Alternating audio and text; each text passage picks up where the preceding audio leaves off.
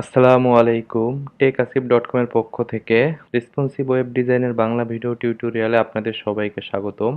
আজকে আমরা জানব HTML5 এ সিম্যান্টিকটা আসলে কি।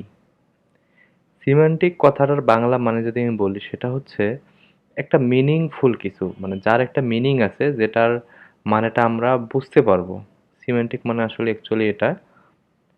তো HTML5 এর আগে HTML এ যখন আমরা একটা ডকুমেন্ট বা একটা লেআউট ডিজাইন করতাম তখন কিন্তু সিম্যান্টিক ট্যাগ ছিল না। আমরা ডিপ দিয়ে, যেমন ধরুন আপনারা কল্পনা করুন এই যে স্ক্রিনে দেখা যাচ্ছে এইটা একটা ওয়েব পেজ।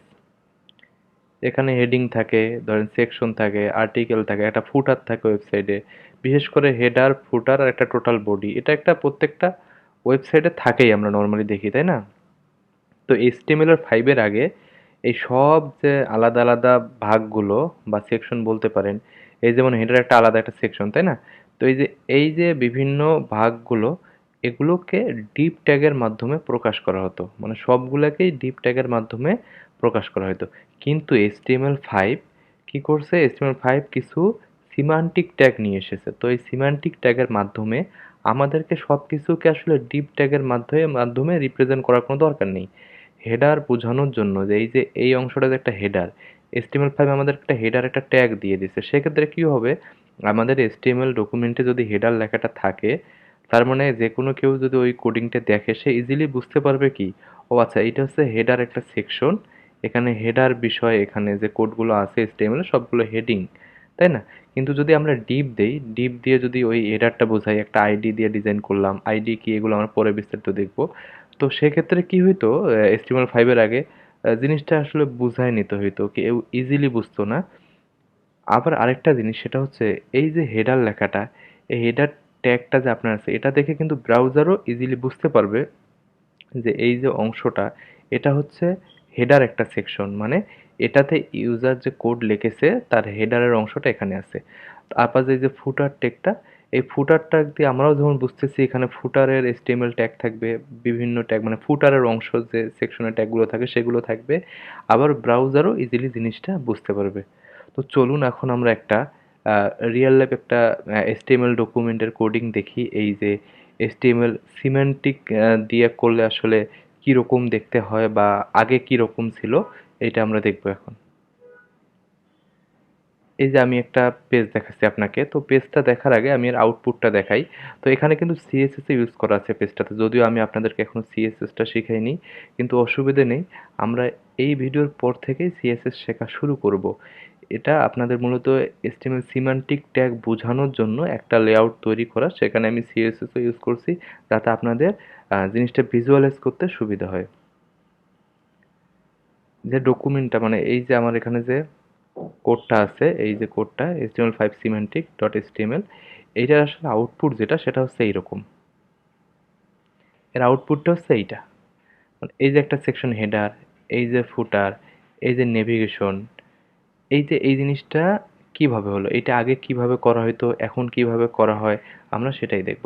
এই যে প্রথমে চিন্তা করুন, এই যে এই অংশটা কিন্তু একটা হেডার, মানে আমার ধরেন এটা একটা ওয়েবসাইট, এই টেকআসিফ টেকনোলজি লার্নিং প্ল্যাটফর্ম, এটা হচ্ছে আমার ওয়েবসাইটের হেডার সেকশন। তো এইটা আমি কি করছি, আপনারা সিএসএস গুলো ইগনোর করুন, সিএসএস গুলো আসলে এখন দেখার ইয়ে না, আমরা এর পরবর্তী ভিডিও থেকে শুরু করব সিএসএস এর ইয়ে। দেখুন এই যে হেডার, এখন মানে এই ওখানে কি লেখা আছে, tech Asif technology learning platform, এই যে tech Asif technology learning platform, হ্যাঁ। তো আগে কি করা হইতো, এই যে এখন আমি কিন্তু কি করছি এখানে হেডারটাকে ইউজ করছি, মানে HTML5 এর সিম্যান্টিকটাকে ইউজ করছি হেডার, তার ভিতরে আমি যে জিনিসগুলো দিছি বা লিখছি সেগুলোই আমি হেডারে শো করতে যাচ্ছি, কারণ আমি কল্পনা করছি আমার ওয়েবসাইটের হেডার হচ্ছে এইটা। সেক্ষেত্রে আমি হেডারের ভিতর মানে যেটা যেটা রাখতে চাই সেগুলোকে সবগুলোকে আমরা কি করছি হেডার ট্যাগের ভিতরে রাখছি। সেক্ষেত্রে আমারও বুঝতে সুবিধা, ব্রাউজারেরও বুঝতে সুবিধা। কিন্তু আগে কি করা হইতো, আগে কি করা হতো, এইটা ছিল ডিপ ট্যাগ। HTML5 এর আগে এটাও ছিল ডিপ ট্যাগ। এখানে যে একটা আইডি হেডার দিয়ে বা একটা ক্লাস দিয়ে বোঝানো হয়তো এটা হচ্ছে হেডার সেকশন, কিন্তু নর্মালি অ্যাকচুয়ালি ডিপ দিয়ে জিনিসগুলো ডিপ দিয়ে ভাগ করা হয়তো। তো HTML5 আমাদেরকে এই সুবিধা দিচ্ছে, এখন আমরা সুন্দরভাবে সিমান্টিক ট্যাগ ইউজ করতে পারি। আগে তখন কি ছিল, এইটা ছিল। আর এখন যখন HTML5টা এসেছে,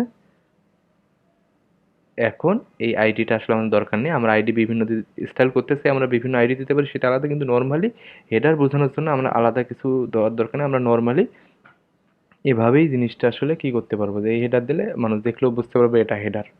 ওকে। তো এখন তারপরে দেখুন, এই যে আইডি মেইন, মেইন বলতে যে অংশটা বোঝাচ্ছে, এটা তো হেডার সেকশন গেল, আর নিচেরটা ফুটার, তা বাদে এই সম্পূর্ণটাকে আসলে একসাথে বলা হচ্ছে মেইন, মানে মেইন কন্টেন্ট অংশ এটা। তো এইটাকে আগে, এটাকে ওই যে ডিপ দিয়ে আইডি দিয়ে মেইন বোঝানো হতো, কিন্তু এখন এই যে মেইন ট্যাগ ইউজ করা হচ্ছে, মানে এখন এটা ইউজ করা হয় মেইন দিয়ে সুন্দরভাবে। আমরা আসলে এই সামনে আমরা বিভিন্ন লেআউট তৈরি করব, আপনাদের এই জিনিসগুলো আসলে বোঝার দরকার নেই, আপনারা শুধু সামারিটা বুঝুন। কারণ আমরা বিস্তারিতভাবে মেইন কেমনে ইউজ করতেছি, কোথায় ইউজ করতেছি, এগুলো আপনাদের আসলে একদম মুখস্থর মতো হয়ে যাবে কাজ করতে করতে, এটা সমস্যা না আসলে। এখন কিন্তু আমাদের আইডি দিয়ে আসলে বোঝার দরকার নেই, আমরা আইডি ইউজ করব, তবু আমরা ডিজাইন আসলে চেঞ্জ করার জন্য সেটা আলাদা ফ্যাক্টর। কিন্তু বাট এই যে আমরা আইডি দিয়ে যে বোঝাবো, এটা মেইন সেকশন মানুষ, বা আইডি বা ক্লাস দিয়ে যে মানুষ যে বুঝতে পারে, এইটা আমাদের দরকার নেই। আমরা এখন ডিরেক্টলি কি করতে পারি, এই মেইন ট্যাগটা ইউজ করতে পারি। ওকে। তারপর দেখুন, এই যে আমাদের একটা সেকশন আছে ওয়েলকাম, এই যে এইটা একটা কিন্তু একটা সেকশন, এটা একটা ওয়েলকাম সেকশন আমাদের। এইটাও কিন্তু আগে ডিপ দিয়ে বোঝানো হতো, কিন্তু এখন আমরা এই সেকশন বোঝানোর জন্য একটা আমাদের HTML5 সিমান্টিক ট্যাগ আছে, সেটা দিয়ে আমরা সেকশনটা বোঝাচ্ছি। যে সেকশন, এটা আমাদের একটা সেকশন। ওকে, ওয়েলকাম সেকশন আমরা কমেন্টে বলে দিচ্ছি এটা আমাদের ওয়েলকাম সেকশন। আচ্ছা, তারপরে আরেকটা দেখুন, তারপর আমাদের এখানে কি দেখেন, এখানে দুইটা ব্লগ পোস্ট আছে। ধরুন আমাদের এটা একটা ব্লগ ওয়েবসাইট, সেক্ষেত্রে কি আছে, এখানে দুইটা ব্লগ পোস্ট আছে। তার মানে এইটা একটা ওয়েলকাম সেকশন গেলে পুরোটাকে আমরা একটা ব্লগ সেকশন বলতে পারি। তার মানে এটাও একটা সেকশন। দেখুন, এটাকেও আমি একটা সেকশন দিয়ে কি করেছি, এটা একটা সেকশনের মাধ্যমে অন্তর্ভুক্ত করেছি। এই যে ব্লগ সেকশন, এর শেষ হচ্ছে এই যে এখানে। ওকে, এই যে এটা ব্লগ সেকশন, তাই না? তার মানে সেকশন দিয়ে আমরা জিনিসগুলো পার্ট পার্ট করতেছি। তারপর দেখুন, এখানে যে আমার কি আছে, দুইটা আর্টিকেল আছে। একটা, এই যে একটা article, responsive web design introduction, আর একটা what is my SQL database. এই দুইটা আর্টিকেল আছে। এই দুইটা আর্টিকেলও আগে কিন্তু ডিভের মাধ্যমে দেখানো হতো। এখন কিন্তু আমরা এই যে দুইটা আর্টিকেল দেখুন, আমরা আর্টিকেল একটা HTML5 এর সিমান্টিক ট্যাগ আছে, সেটা দিয়ে আমরা সুন্দরভাবে বোঝাইতে চাচ্ছি, মানে পারি এখন।